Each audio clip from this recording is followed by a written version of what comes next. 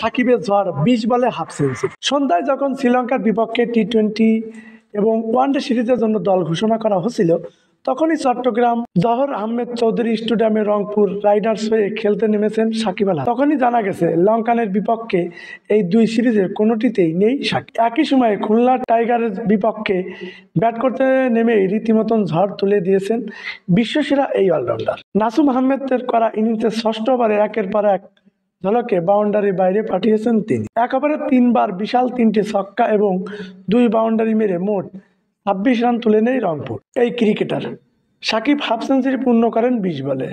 সপ্তম ওভারে মহিদুল ইসলামের মুগ্ধ করা চতুর্থ বলটি এবং লং লেগে ছক্কা মারতে যান সাকিব।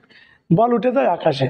ফিল্ডার ছিলেন নাহিদ হাসান, কিন্তু সহজে ক্যাচ তালুবন্ধ করতে পারেনি, বেঁচে যায় সাকিব। অষ্টম ওভারের চতুর্থ বলে সেই নাহিদ রানাকে বাউন্ডারি মেরে 20 বলে হাফ সেঞ্চুরি পূর্ণ করেন সাকিব আল হাসান।